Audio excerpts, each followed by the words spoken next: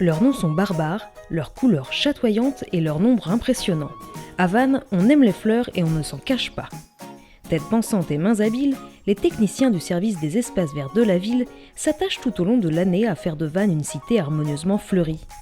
Des jardiniers passionnés, dont la mission ne consiste bien sûr pas seulement à arracher les mauvaises herbes.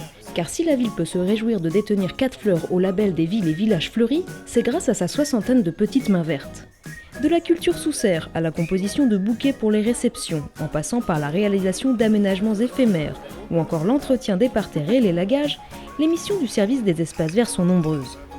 Mais attardons-nous donc un peu sur le fleurissement. Pour cela, direction les 4000 m² de serre du Pérenneau. Ici, c'est le royaume des plantes saisonnières, plantes vivaces et autres plantes pépinières. Dans cette serre, nous produisons 80 000 plantes pour fleurir donc, les différents massifs de la ville. Et nous produisons également 20 000 plantes de pépinières, arbustes, bambous, conifères, plantes taupières, ainsi que 20 000 plantes vivaces pour assurer le fleurissement dans des espaces verts d'accompagnement de voirie ou dans les quartiers de la ville de Vannes. D'accord, mais comment ça marche le fleurissement d'une ville comme Vannes ? On choisit un thème, on a fait les camailleux de rouge, les camailleux de bleu, les camailleux, enfin on essaie de rester sur une couleur. Et cette année, le fleurissement d'été est plus axé sur les jaunes et les oranges. Donc on a les jaunes foncés, les jaunes clairs, les oranges foncés. Donc on compose un bouquet, on dissèque le bouquet, on l'arrange, on fait des pourcentages et une fois qu'on le trouve harmonieux, donc on le photocopie après pour trouver les nombres exacts, sachant qu'il nous faut 80 000 plants annuels et 80 000 bisannuels.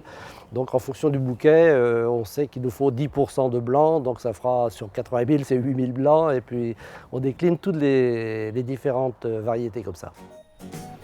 Dosage, harmonie et une bonne dose de calcul mathématique sont donc à la base d'un bon fleurissement.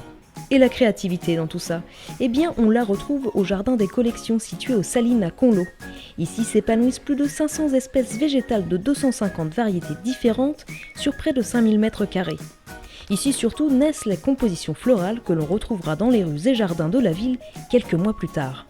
Pour la réalisation du fleurissement, on essaye d'anticiper, donc on travaille 1 an à l'avance. Donc moi je fais des bouquets et des maquettes pour voir comment on peut assembler les couleurs.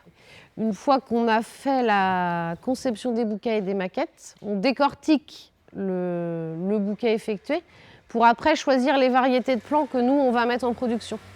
Pérenneau, ils produisent les plants.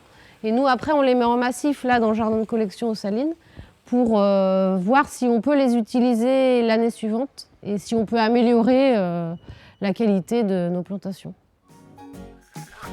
Car en plus d'être un espace ouvert toute l'année à la visite, le jardin des collections est une sorte de laboratoire végétal à ciel ouvert, ou plus précisément...